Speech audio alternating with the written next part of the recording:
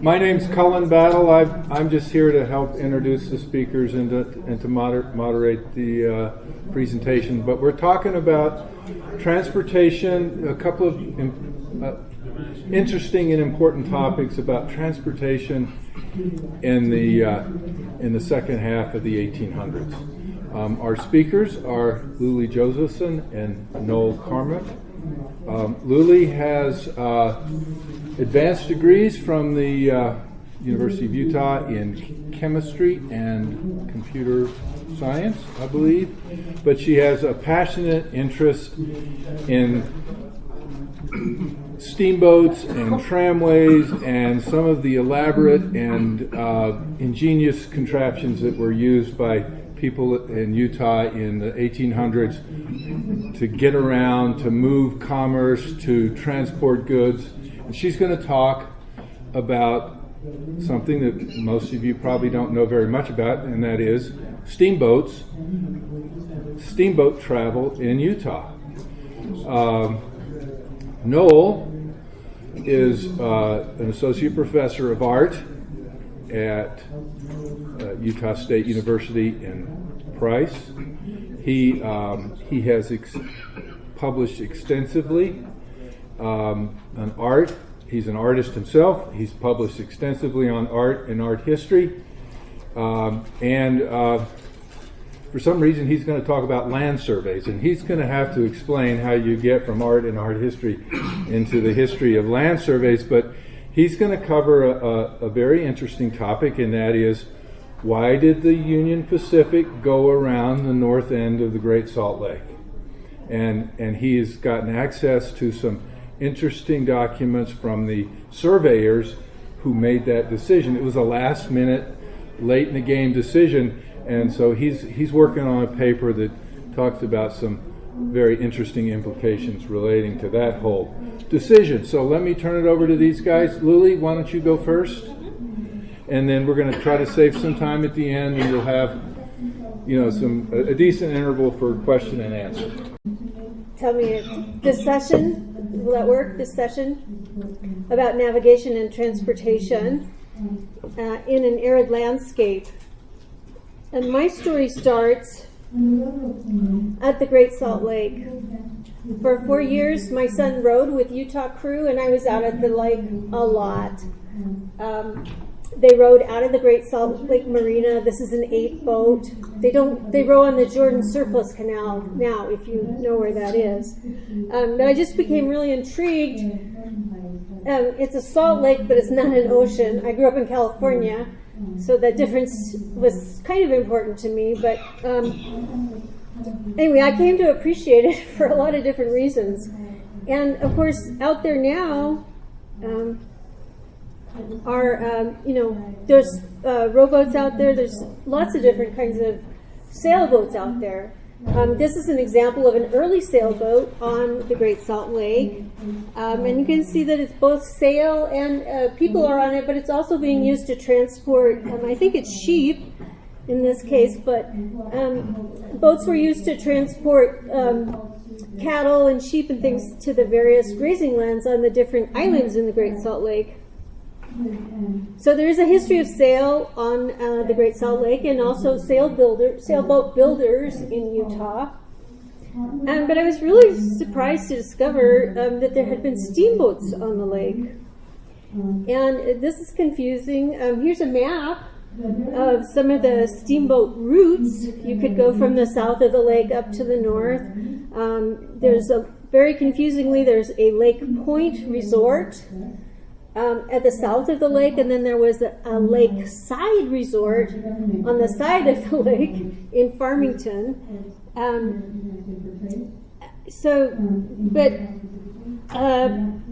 The Great Salt Lake, it's the 7th largest body of water with no outlet in the world. And as far as I could tell, there were no navigable inlets. So how were they getting the steamboats there, especially before the railroad came? It was a mystery to me. And granted, I sort of had a misconception about the steamboats on the Great Salt Lake, thinking that they were like these lovely river steamers that steamed up and down the inner waterways of our country so significantly for so long, and were such a key part of our transportation history. The reality is that they weren't quite that scale, but they were still substantial boats. This is a 3-decker stern wheel paddle boat. It's the city of Corinne, and this happens to be docked at Lake Point, which was that southern point that I showed you. And so, you know, the railroad, as we know, came in 1869, and so, well, that's the answer, right?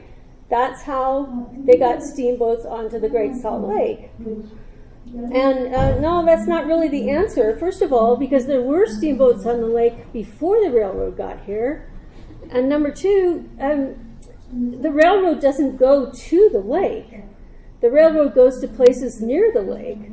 And so somehow you have to get, it's the multimodal transport issue of you're shipping something by railroad, but its ultimate destination is somewhere else. So you have to transport it there somehow.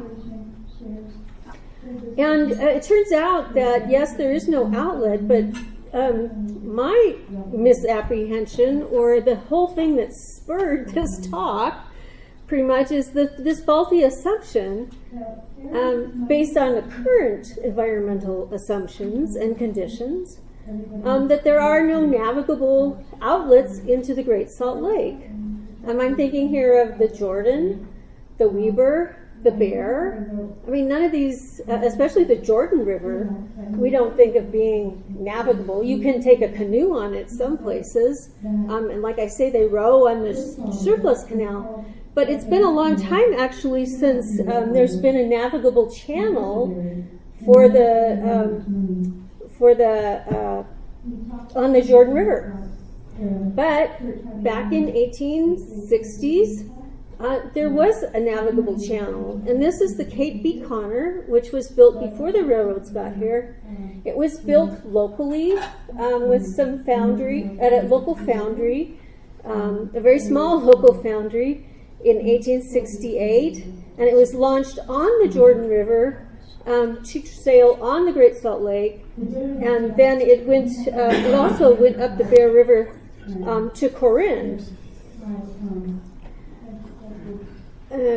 So this is my talk, navigating the desert in early Utah.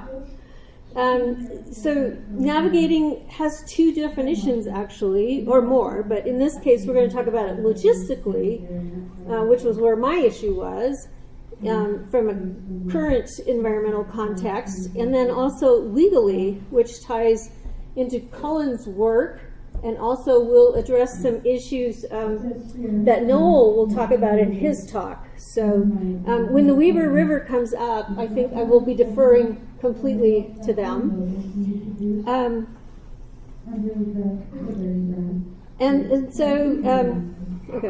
So navigability is an issue. There are several different interpretations depending on the context that you're talking about. So, and again, how did steamboats get to Utah? Well, my misassumption about the navigability of the Jordan River and the Bear River, this is due to a long view problem of history, which is the whole context of this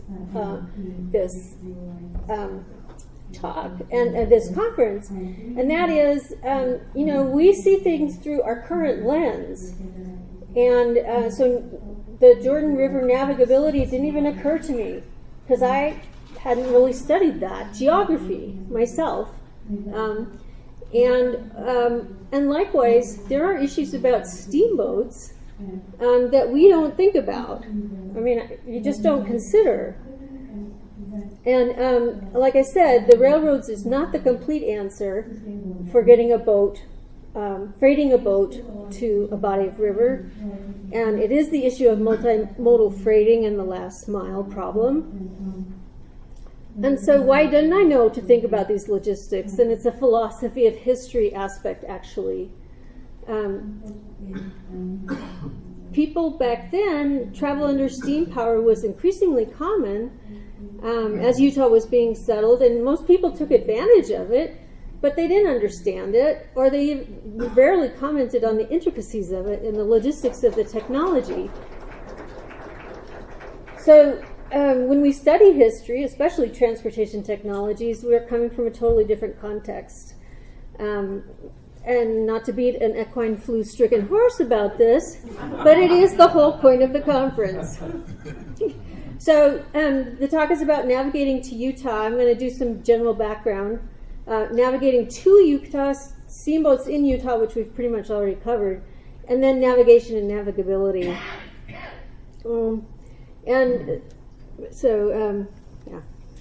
So in the purpose of this talk, it's not original research. Some good places to start are the Great Salt Lake with Dale Morgan, which is a classic Bible, whatever. And always the Utah Historical Quarterly.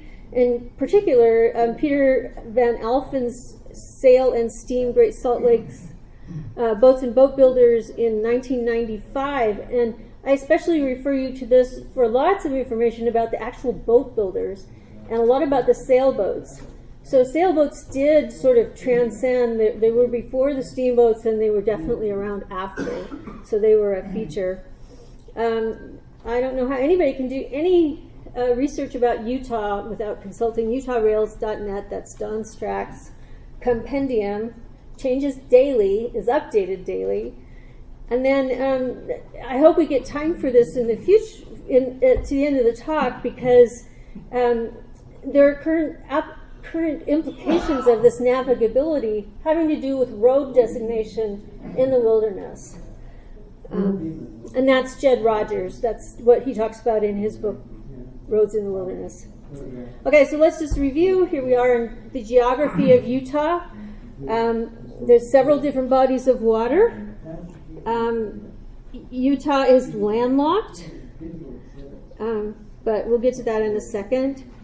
So just to orient, you've got the Great Salt Lake, you've got Utah Lake, Bear Lake. You might want to call this a lake. It's the Glen Canyon Reservoir and Lake Powell, and then also the rivers. And it's just interesting to note the Bear River starts in Utah, winds its way up into Wyoming, and then comes back down in through Utah and enters the Great Salt Lake at the north. The Jordan River basically comes from Utah Lake through Salt Lake into or near the Great Salt Lake, depending on what time of year it is or what year it is. The Weber comes down in between those two. The Colorado snakes in from the, let's see, this is the northeast and cuts down the corner of, and then heads on out. And that is an outlet to the ocean. And then the Virgin River is off to the west there. And then the Pariah River, which comes down here pretty much towards Lee's Ferry. And again, that's the one that has historical implications for wilderness roads designation. So not only is Utah relatively arid, we're in the desert, it's landlocked. And the definition is a state whose territorial boundaries do not touch an ocean. Yep, so there we are. Utah is definitely landlocked. And it's interesting to note that when Brigham Young was thinking about the area of Deseret, or the state of Deseret, as an early settler in the 1840s, he definitely envisioned Deseret, which is this taupe outline, to have seaports. And in fact, he was really interested in San Pedro because the Mormon battalion had gone there, and also San Diego, which is that lower one. There's not tons of mention about the Gulf of California outlet from the Colorado, but it does definitely come into play. But the realities are that this territory of Utah in 1850 was quite a bit small and did not actually include any of his desired seaport. And so this is just another picture of it showing you some of the geographical features. And I just want to note, so there we've got the Colorado zooming around. It goes through Arizona, it comes down the edge of Nevada, and then it comes out here, the Gulf of California. It's not actually in the United States when it leaves, when it enters the Gulf of California, depending on the year that you look at. Okay,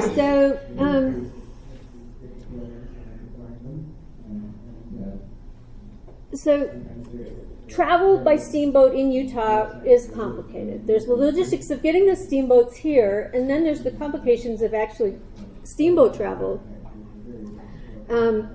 The bodies of water present a whole gamut of navigational problems. There's obstacles, flow fluctuations, variations, variable depths, sandbars. There's weird currents, floods, natural channels, narrow channels, floods, rocks, floods, tides, floods, lots of obstacles.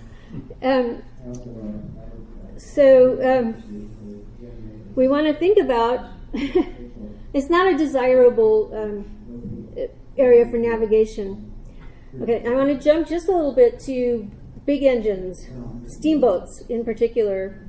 Here's just an anatomy of a steamboat.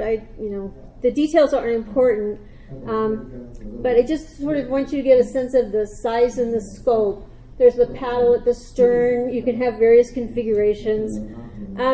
Steamboats have significant engineering internals, and you have to get those parts with you to your ship somehow. This is a side wheeler, like the city of Corinth. The Cape Canaveral. Anyway, the history of steamboats, just to remind you, steam engines came into being around the 1730s. Steamboats and steam engines with some kind of propulsion device, which was usually a paddle wheel, came into use in the 1780s. In 1780, that's a typo, Fitch successfully constructed and built a steamboat to run up the Delaware River, and he regularly carried passengers and freight. And it was, this was a novel and new thing. Unfortunately, it paralleled a perfectly fine wagon road, so he was never able to make a commercial go of it. Here's a early passenger steamboat. Fulton's steamboat line started in 1807. It was on the Hudson, and it was the longest commercial success. It was built in the United States, but from imported parts. And so steam foundries and machine shops were emerging industry on most eastern rivers by the 1830s to supply this new steam shipping industry. Steamboat construction industry develops in different configurations, different drafts, depending on where the boats are being used. And you can see that there's a variety of shapes and sizes and things. One thing to take into account is that it's, as with any shipbuilding, it's a pretty complicated process. And you have to actually build a superstructure called the ways in order to construct the boat, and then you launch it by shoving it out into the body of water, essentially. So here are some typical steam paddle configurations. This is a personal propeller steamboat, of which there were probably some in Utah. The size of the boiler is significant. They sometimes have auxiliary engines called a steam donkey, which I had to put in there because, equine issues become a problem.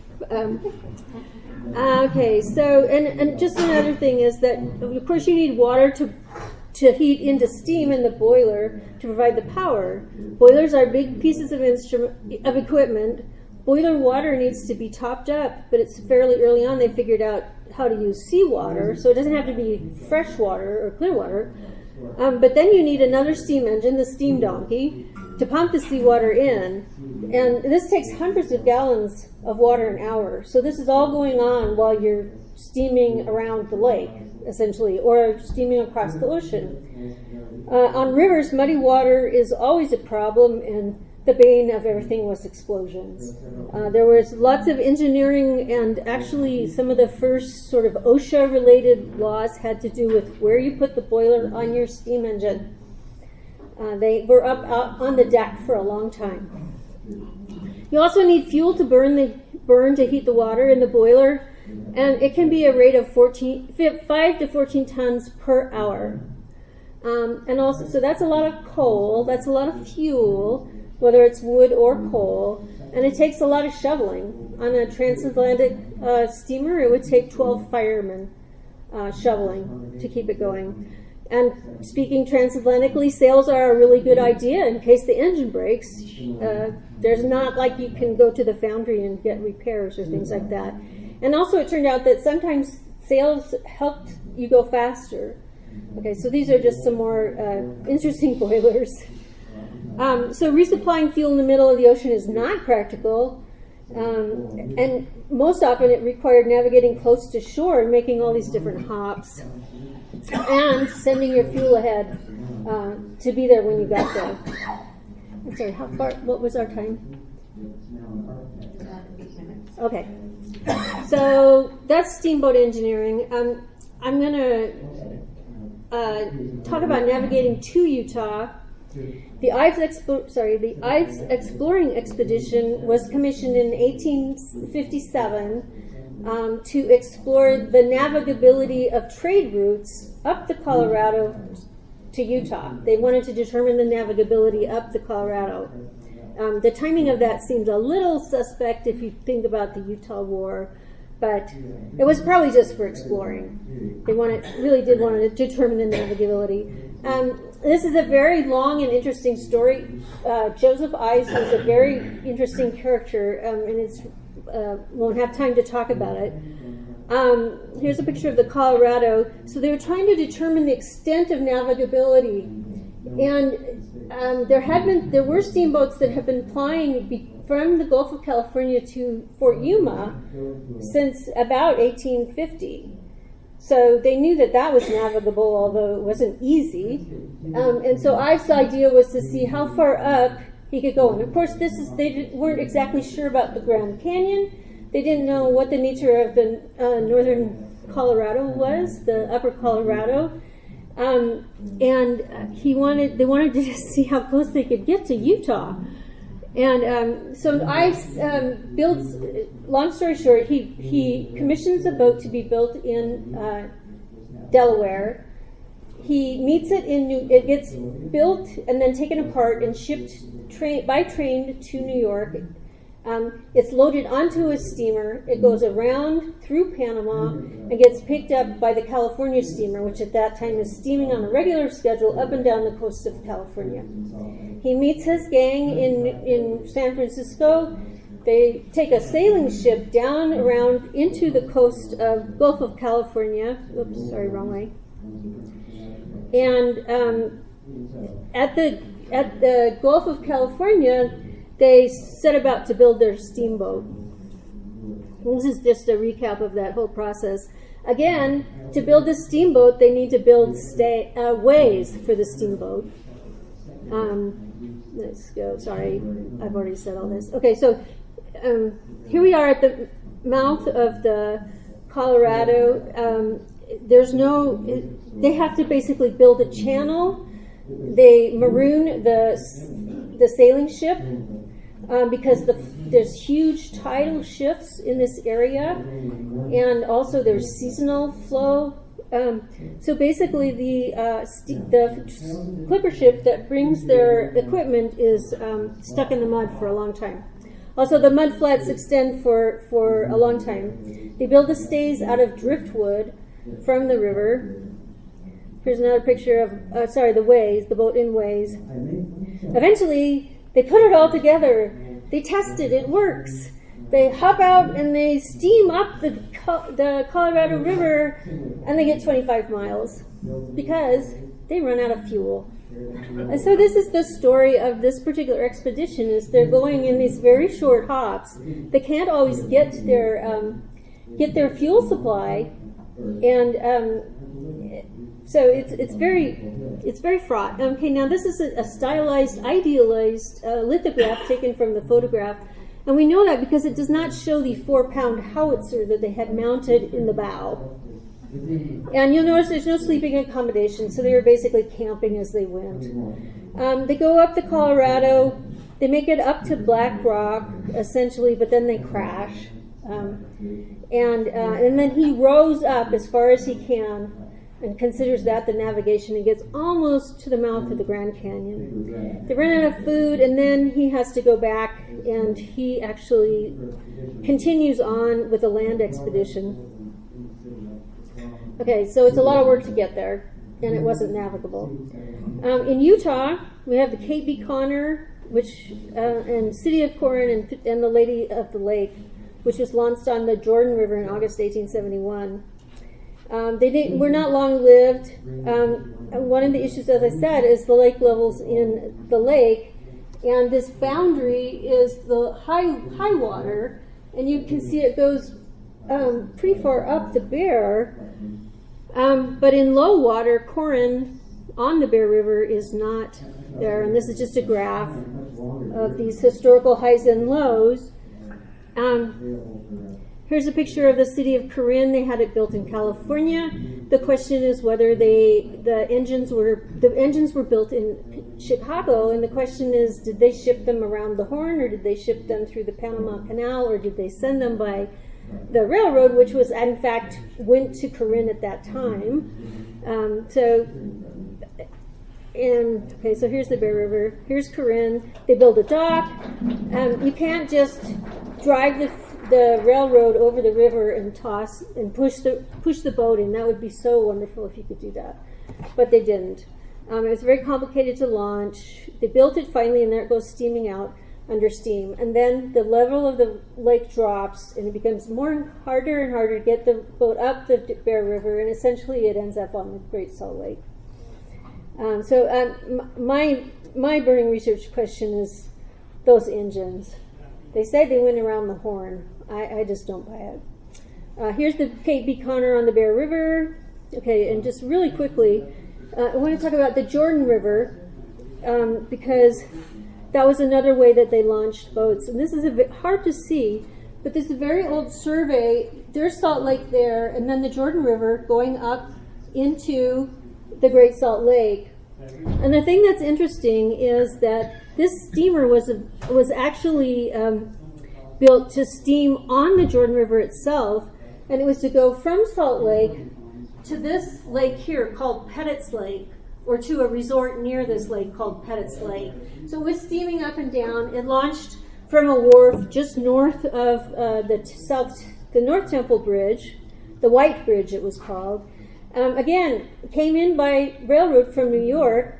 How do you get it from the railroad to the lake? Well, they had this lovely device called a steam dummy, and it's basically a steam truck, so they could pull the rail car over to the bridge.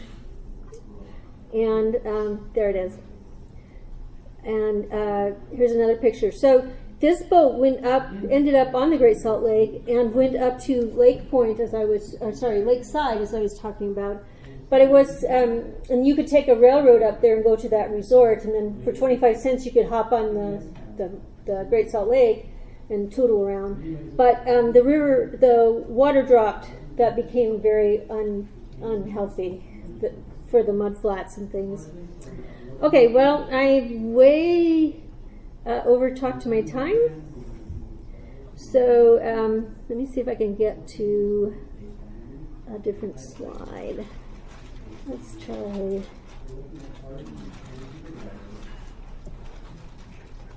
Sorry, I'm just going to flip through these. Okay, a really easy way is if you can put your railroad boat on wheels and roll it to the river, and they could do that at the Green River in Utah. You always have to build it, though. And it turns out that navigability on the upper Colorado River became an interesting legal issue in an 1928 Utah court case, and then for it went to the Supreme Court, and was whether parts of the Green and the Colorado River were considered navigable for Utah purposes, or whether they were fell under the interstate commerce jurisdiction, which meant that they were under federal control. Again, I'm going to skip. Let's see, where can I go? And get to the end here. It turns out there are steam building jobs or shipbuilding jobs in Utah if you're interested. I'm not sure I believe these statistics, but it says you can make $78,000 a year, and that there are 233 of these jobs available. So go for it, everybody. So this is just, I skipped a lot, but I want you to get a sense of how complicated it was to get steamboats or any big equipment to Utah, and how to get to the place that they were needed to be used. The legal definition of navigability does not always correlate with the logistics of the navigability of the water and vice versa. And the current transportation picture is very different, and yet we still have the same desire to have a seaport. And and that would be the inland port, in case you missed that political inference. Okay, and I'll do questions later. So, thank you. Before we get started, some of you may wonder, how did a person who's trained in visual art, who teaches art, get from there to researching and writing about a railroad engineer or engineers attempting to cross the Great Salt Lake? Actually, in a former life, I spent 19 years in special collections up at Utah State University, and one of the characters that I came to know about was a pioneer settler of Cache Valley by the name of James Henry Martineau. And there might be people sitting in this room who are descendants of James Martineau. Anybody know descendant of Martineau? I began to research Martineau's work as a surveyor, engineer in Cache Valley, and it gave me an appreciation for not only his record keeping, but also his expert map making and surveying and engineering prowess. While I was researching James Martineau, I came across another engineer who was part of the Transcontinental Railroad effort by the name of James Riddle Maxwell. Anybody ever heard of James Maxwell? Well, James Maxwell was an engineer who was trained in Philadelphia. He was born in Wilmington, Delaware, and he was worked out of Newark for a time. But he was one of several survey party chiefs that was part of the transcontinental survey.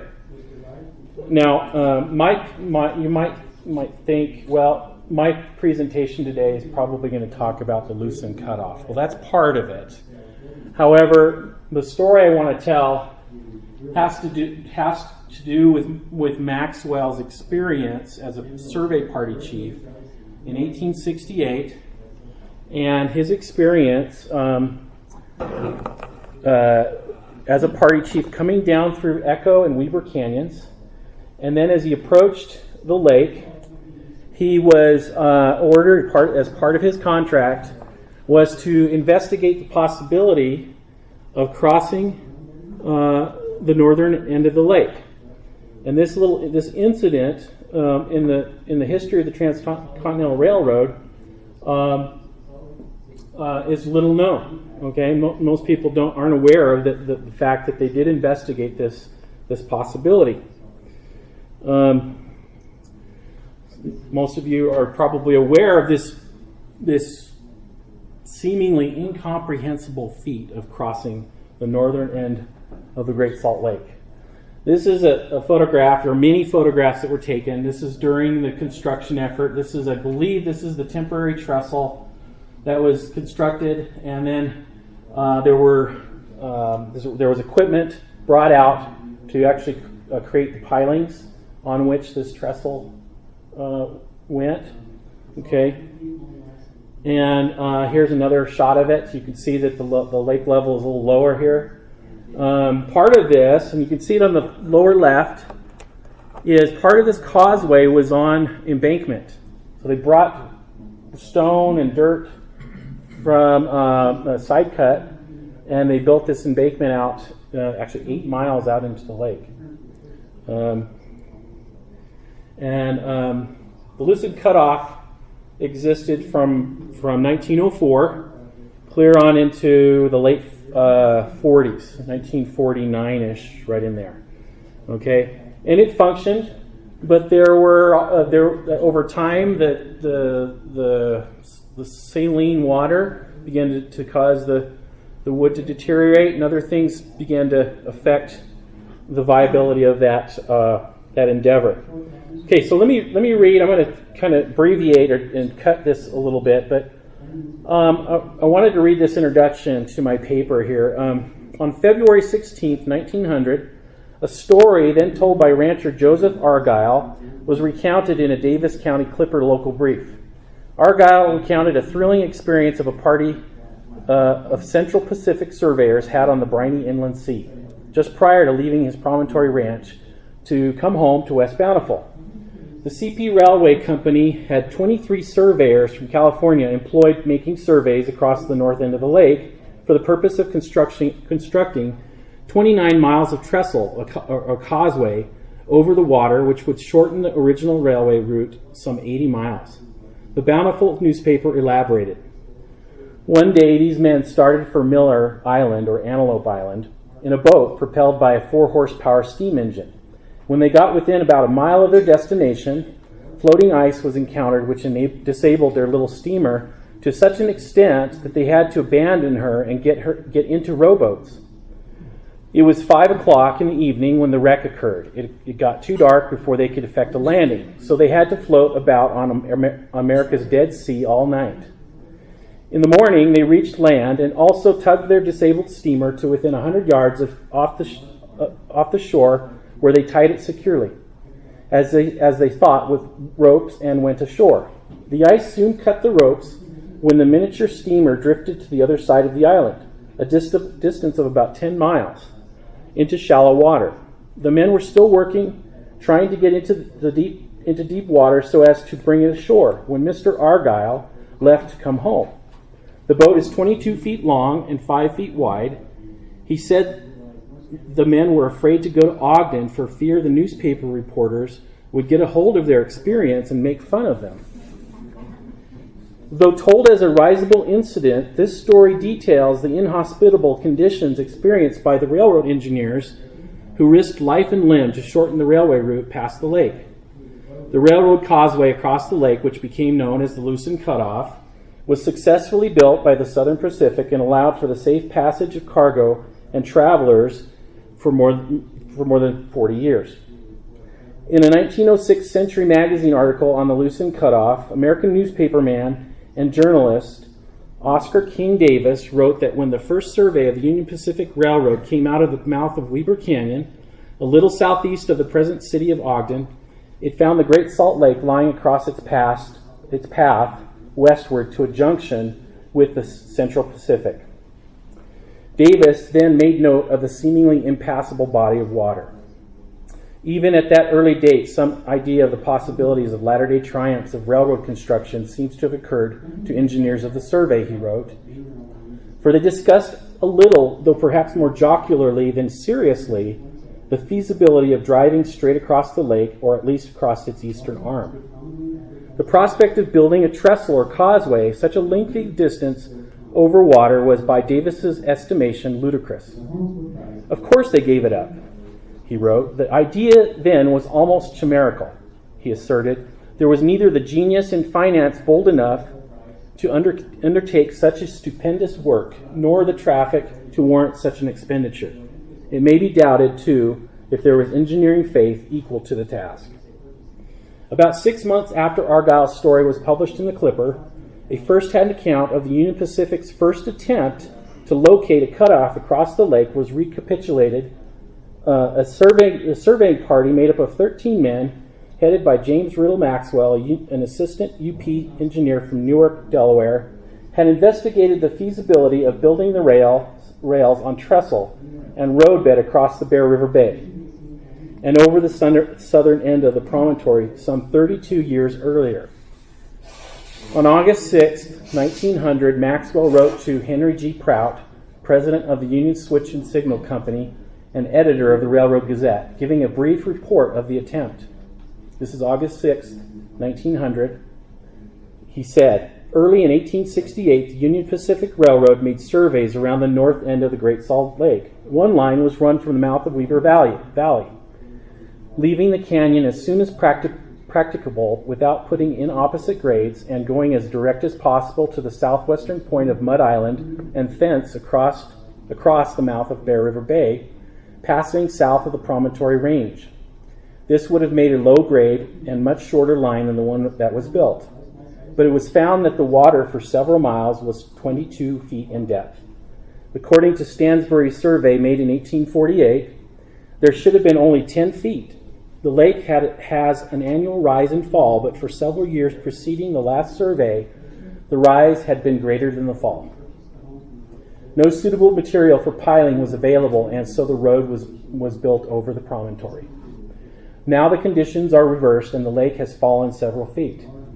It will probably continue to fall so long as the area of evaporation is increasing, which will be until all the water available for irrigation is utilized. That was James Maxwell writing to the Railway Gazette. Prout published the letter 11 days later in the Gazette, but because it was only shared with a readership comprised of railroad and civil engineers, it was virtually unseen by the nation at large. Maxwell's modest report was thus largely unnoticed, and the incident was almost completely lost in the annals of the building of the Transcontinental Railroad. As early as February 1868, when the Union Pacific survey parties began locating the line in Utah through Echo Canyon, Mormon leaders expressed concern that the road would bypass Salt Lake City. They believed there were two viable routes through Utah. The southern route, which would take the railroad south from Weber Canyon to Salt Lake City, then west along the southern shore of the lake toward the Nevada desert. The northern route would take the railroad from the mouth of Weber Canyon to Ogden, then north around the northern end of the lake across the Promontory Range, west to Humboldt Mountains in Nevada. Brigham Young and other church leaders sought the economic advantages of having the road pass through Utah's capital city, thus giving the territory an unrestricted opening to increase tourism, commerce, and trade with outside markets. Locating the UP line through Salt Lake City, and even more, placing the station there, would bring innumerable benefits to the Mormon establishment. In his message to the Legislative Assembly, dated February 24th, Governor Young wrote, "The advantages which will accrue to our state by the construction of this great national highway I need not enumerate. They will already occur to you. Whether the road will be laid out on the south side of the lake or go around the north side has not, so far as I'm informed, been fully determined. The prospects in either case were encouraging. The route lying to the south of the lake is more direct, one of the two, and would, besides accommodating a much heavier local business, be more acceptable to the traveling public," Young continued. Yet, should the companies decide to build the road on the north side, a branch line can, with little expense and trouble, be constructed between the main line and Salt Lake City. As the church leaders and businessmen were rallying support for the southern route, Maxwell and other party chiefs were dispatched to various points west of Sulphur Springs, Wyoming. Maxwell was a well-qualified railway engineer, having received training in civil and military engineering at Hyatt's Military Academy in Westchester, Pennsylvania, and later at Delaware College in Newark. He enrolled in the Polytechnic College of the state of Pennsylvania in 1860 and graduated in 1862, followed by work on the Pennsylvania Railroad. When he arrived at Weber Station to resume his duties as assistant for the Union Pacific, he had already located for the UP across Nebraska and Wyoming. This is actually an early newspaper rendering of what it might have looked like having that cutoff across the lake. This is actually printed in 1868. After Maxwell arrived at Laramie on stage from Cheyenne on February 29th, he gathered his supplies and reformed his crew for the season. His party was a diverse group of men comprised, I won't list all the names, but he was assigned to look at the viability of crossing over, in this case, the Bear River Bay to the southern point of the promontory range, and then the idea was to skirt around the southern point of the range and then go that way and then onward west. Okay. In mid-April, this is 1868, Jacob Blickensturfer, division engineer over the Utah portion of the road, wrote to Maxwell with specific instructions on locating west of Weber Canyon and investigating the possibility of crossing the northern arm of the lake. I won't read the entire letter. I have the letter here. He says, in part, he says, you will also examine the country from Weber Canyon northward around the east side of Bear River Bay. Thence crossing Promontory Point by the most feasible line westward to intersect your previous line around the point, examining the country and taking topographical notes of a sufficient extended character to form groundwork of any location which may be required hereafter, should this route prove favorable. Let's see. Oh, the first part of the letter, he actually asked him to cross over, to look at the possibility of crossing Bear River Bay. These are just photos. This is one taken by C.R. Savage of the shoreline. I don't have a date on it. This shot is actually near Monument Point, and this is actually taken in 1869. You can actually see the Jupiter after the ceremony coming back over, and you can see a wagon train following along. This is taken by Alfred Hart, who was one of the photographers present at the ceremony. This is Jacob Blickensturfer. He was the division engineer who asked Maxwell to do this. Here I have Maxwell's account book. His collection in Newark, Delaware.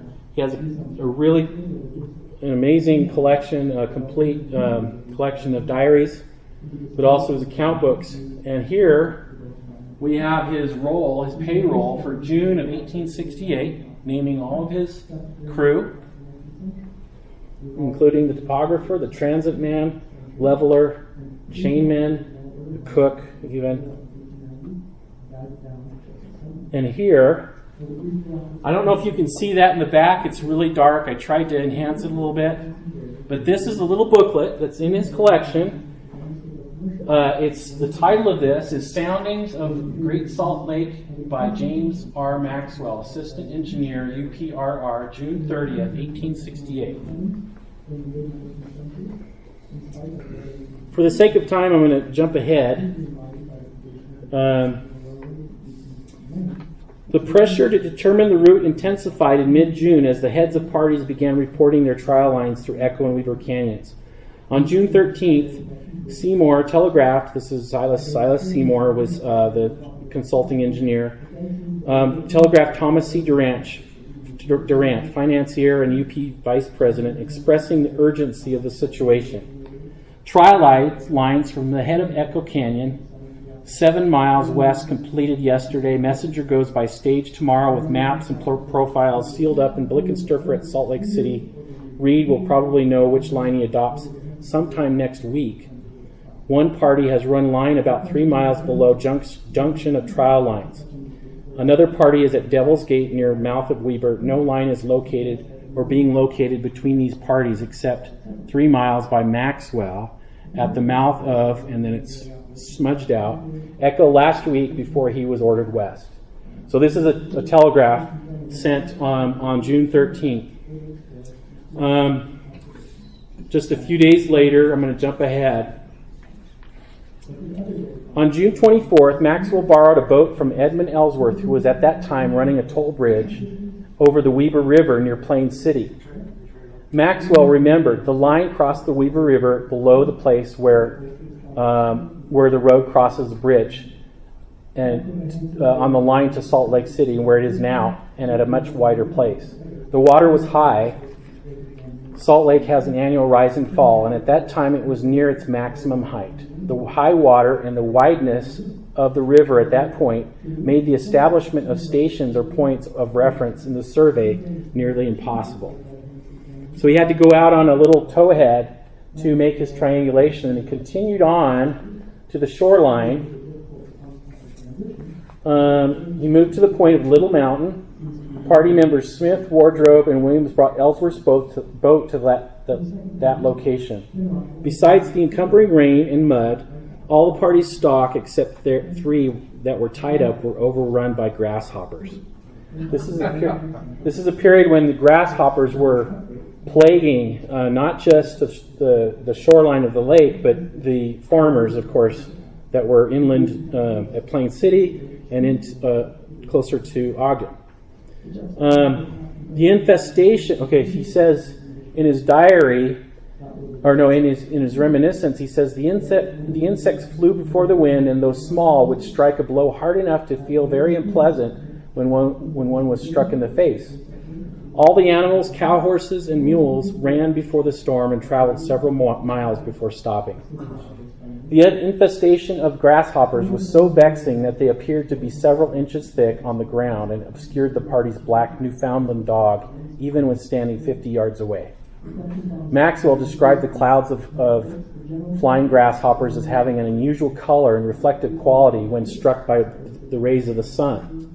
Maxwell described the extreme measures local farmers took to protect their fruit trees from the flying insects and the vigilance of party members in preventing them from eating holes in the survey party's tents. They had to stand guard and shake them off before they would eat holes in the tents. The following day, the party brought the line to the point of Mud Island and fixed a pole with a flag on it so that the party on the promontory could triangulate to it. Maxwell then boarded Ellsworth's boat and, with the help of Hubbard and one other man, took soundings across the mouth of Bear River Bay. The soundings were made, quote, as near where the line would go as possible, he wrote. These showed that for nearly 3 miles there was 22 feet of water, and that the lake had risen 12 feet in 20 years. Reno, the transit man, ran in some line and made stakes. Fortunately, they recovered all of the stock except an old mare and a cow. After taking the soundings, Maxwell remembered why the northern route was chosen over the cutoff or southern route. The water was deemed too deep for piling at that time, so the line was taken up again near Ogden and kept on the eastern and northern side of the lake, passing over up Blue Spring Creek, crossing over some immense springs of water, and then up the promontory ridge by a heavy grade, down the western slope on a lighter one, and on westward by Locomotive Spring, and then skirting the northern end of the desert lying just west of Salt Lake. I'm going to jump ahead.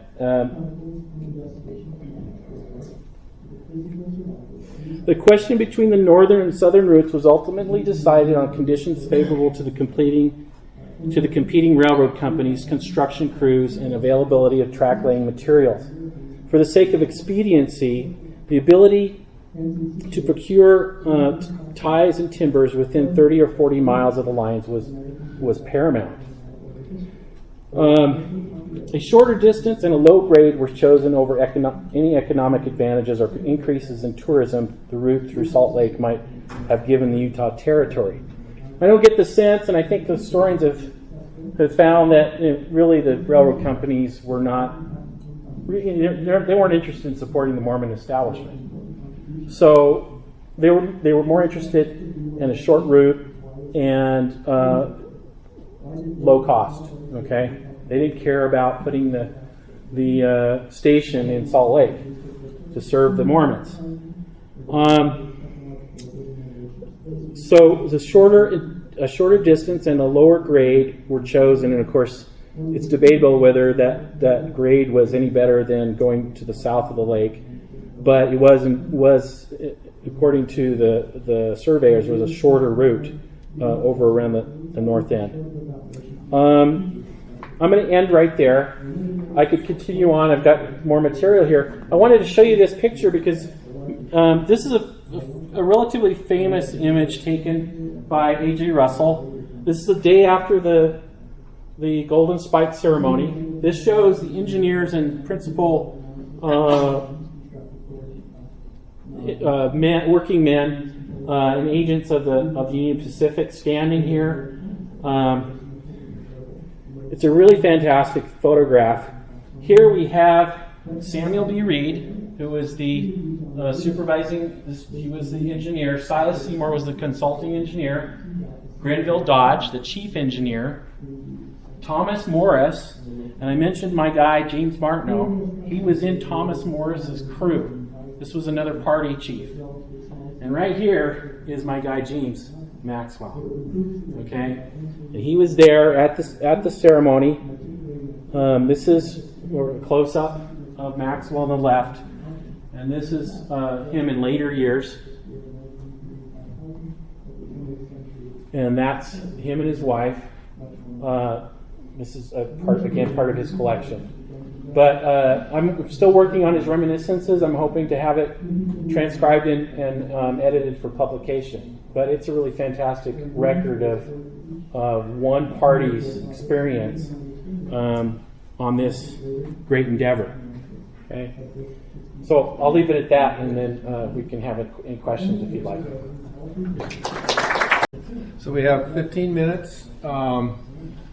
I think that's enough time for some discussion and questions. One point that occurred to me that about both of these presentations has to do with, I think, an important point of environmental history. One of the graphs that was in Luli's presentation showed the fluctuations, not the yearly fluctuations, but the fluctuations over time of the Great Salt Lake. And it showed that in 1850, when the first survey of the lake was done by Stansbury, the lake was kind of at a, quote, normal level. And then in between then and the time that Maxwell was out there doing his survey, it shot up to basically 4214, which, by the way, is right about where it was in the 1980s during the massive floods that caused so much trouble here. And so I think we could sort of, it's interesting to reflect that the very same conditions that frustrated the railroad in doing the direct route, which would eventually become the Lucid Cutoff, those very same conditions were what enabled the steamboats that Luli was talking about. And then in reverse, when the lake went back down, the steamboats shut down, and then they were able to finally put in the Lucid Cutoff. So the question I have is, do you think the people back then had any clue about what they were dealing with? I mean, you know, they seemed to recognize that the lake was going up and down every year, but do you think they had any sense of that it might be a cyclical thing where, you know, variations of 20 feet? I think, you know, I kind of doubt they did, because even with the benefit of hindsight, in the 1980s, we were acting like this had never happened before, when in fact it had happened to these very people that we just heard about. So, can I just say, and this goes along with what you're saying, is, and we talk about the long view of history. Yeah. I'm fascinated with the fact that the same conditions that prevented them from putting the line across the Bear River Bay in 1868 were the same factors or conditions that either allowed them to put it across 32 years later, and then another 49 years caused it to cease. They couldn't Right. it deteriorated such, and there was such danger that they had to cease operation and use a different route. So the rise and fall of the lake was an important factor. Well, and even with the different exploration parties, just in a couple of years, sometimes they can take a boat from down the Bear River and get to the Great Salt Lake, and sometimes they just have to stop and wade through the mud. And you see that also at the Weaver River. You know, one year they're able to get there with the boat, and the next year they're hauling the boat behind them as they try and get to the lake or get off to do, because they wanted the boat with them so they can explore the lake. And then one other factor that has come into play, of course, are the which we've heard about in other sessions, are the withdrawals from the lake, the withdrawals from the rivers that feed the lake, and there's been an interesting study For irrigation? Yeah, the irrigation withdrawal. They're depleting the lake, and an interesting study has been done by folks at Utah State and Logan, Wayne Wurtzbach, that has detailed how much different it would look today if we didn't have those withdrawals. Question? Just a comment. 1825, when Jim Bridger, Carson, and the guys first explored it, it was high. Yeah. And then in 46, James Hudspeth, who had been with that group, was guiding Hastings, and he wrote in his diaries, it's gone down so far, in another 20 years it'll be dry. Yeah. Yet, when the Mormons came, it was high again in a year later. Yeah. That's a good comment. There's another problem that they had to deal with when you have a ship that's towing a cargo going across the lake. If a storm came up, they come in close to the shore, run into fresh water, and it's a sink because it wasn't salty. You had fresh water there, it wouldn't hold up the buoyancy of the other. So they always had to stay away from the rivers coming in with the fresh water. Huh. Yeah. This is another comment from my father, who was a historian, is those grasshoppers apparently were plentiful, and they had been for a long time, because the Indians depended on them as a food source. They would fall into the Great Salt Lake and then get salted and dried, and then be just winnows of them, just piles of them on the shores, and the Indians would come along and scoop them up in baskets and eat them, and they called shrimp the white man's grasshopper. Now, were these grasshoppers? These weren't crickets, right? These were. He called them grasshoppers. These are grasshoppers. We don't. They flew. They flew, yeah. Do we see them anymore? The ones, the black winged ones.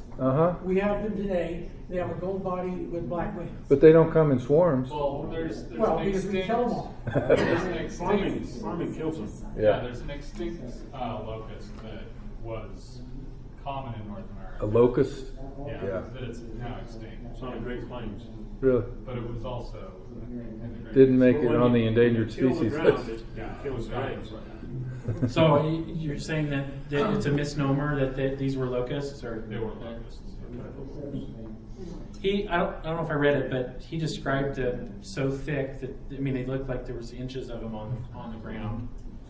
And, like I said, I've seen that with the crickets, but they don't fly. Yeah. Okay. So I've been remembering that Brigham Young was bringing steam engine by wagon and got to Fort Laramie. But I don't know, did he launch anything? Well, he had several boats, and it doesn't. So I don't know the specifics of that, but I do know some things anecdotally. His first boat that he had was a paddle wheel boat that was operated by or powered by a horse-driven treadmill.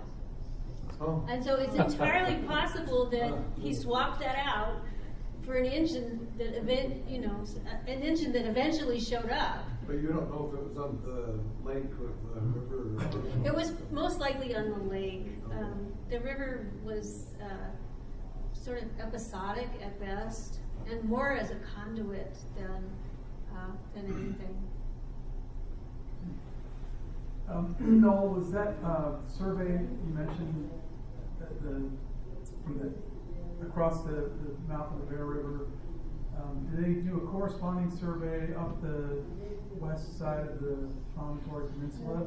Or how far did they get in their survey? Did they just quit after they realized it was too deep? Well, so this attempt to, I mean, he was exploring the possibility of crossing. Yeah. He reported that it was really not a feasible. I mean, for them to put pilings in, it was such a race at that time. They didn't have time or the means to bring in all that equipment. So I think it was more just let's get this route surveyed. The north end of the lake is the most, at least they thought was the most viable. But as I was pointing out, they weren't trying to cross the Gunnison Bay that the folks that did the Lucid Cutoff. It was just Bear River, and then they would skirt around that promontory range. Does everybody get that? I mean, it's kind of hard to see without a map, but when because I didn't realize this when I read all your stuff. That's something I need to make clearer, but that was the original plan was to just bridge Bear River Bay, get to Promontory Point, and then go up Promontory Peninsula on the west side around the lake from that point on. Whereas Lucid gets to Promontory Point, crosses the land for a short distance, and then bridges straight across the lake to the far shore. Yeah. Brigham Young was promised that they would come down to Salt Lake and go across the southern end of it. And they decided it'd be cheaper to go north. And so they got all his free labor that he paid for, and he got nothing out of it. Yeah. The workers striked. There was a strike, and Granville Dodge and Blickensturfer and these guys were trying to get more men to go out to help with the track laying and side cutting and so forth out in near Green River. And you're right, the Mormons didn't get anything out of it. They did let contracts, so the men did get jobs, but we didn't get the station in Salt Lake. Right. Because then it wouldn't have gone over the north part. It would come down from Ogden and go through the southern part across the desert that way, which would have been a lot shorter and a lot easier. Yeah, mileage-wise, I don't know if it was shorter, but it was, I think, a lower grade for sure.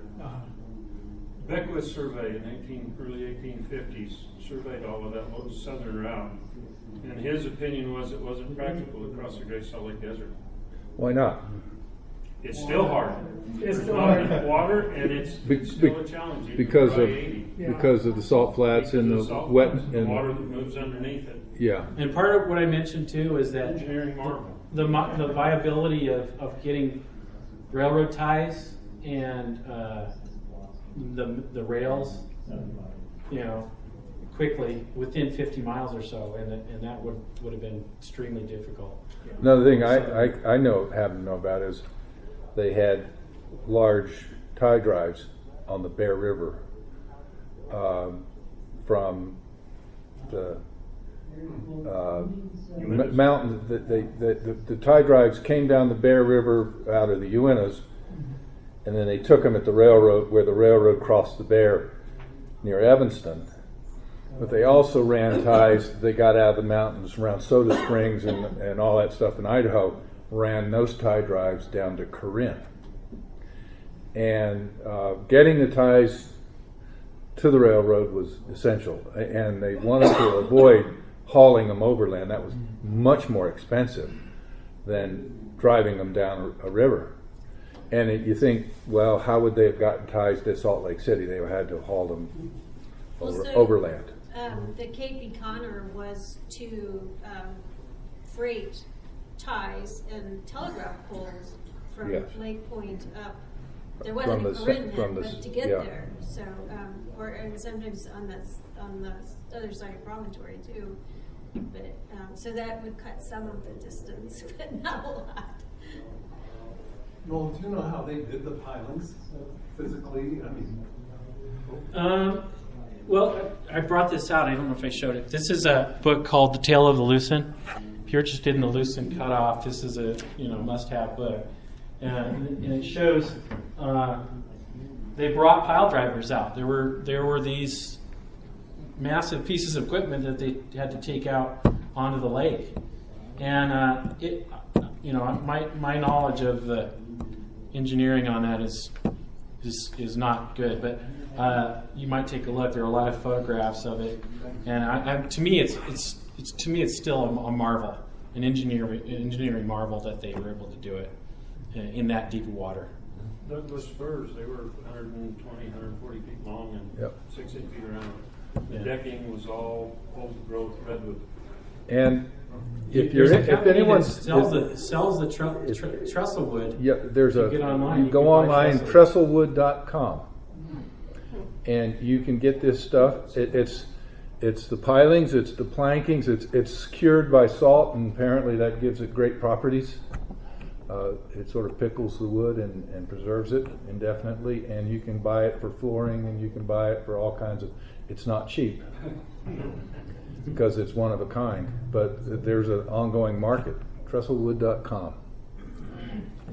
Yeah. I have a question for the first speaker. You didn't really have a chance to get to it, but I was wondering what's up with the demise of steamboating on the Colorado and Green? Was it the slide? Was it not enough fuel? Why did that never really take off? Well, it was a lot of different factors. Fuel was always an issue. The waters are not particularly navigable. You know, there's seasonal flow. There's sandbars all the time. Every single report that you hear of, we sailed up here. We steamed up here to this amount of time, and we hoisted ourselves off of 8 sandbars. There was an area where the channel was narrow, and that was actually an advantage because there was a ring bolt, and they could actually use a rope to swing the boats off of the sandbars or through, and there were boulders and things like that. So eventually smaller boats, smaller propeller boats, which had a little bit more power and could use diesel or some other fuel, ended up basically staking the navigability claim for, especially the green between the Green River, Utah, and heading south.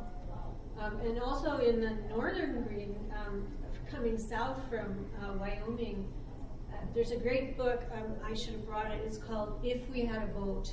I highly recommend it. Talking about just, all the different things they tried. Many different companies tried to set up, like little excursion companies, or they were trying to supply, the remote ranches out there.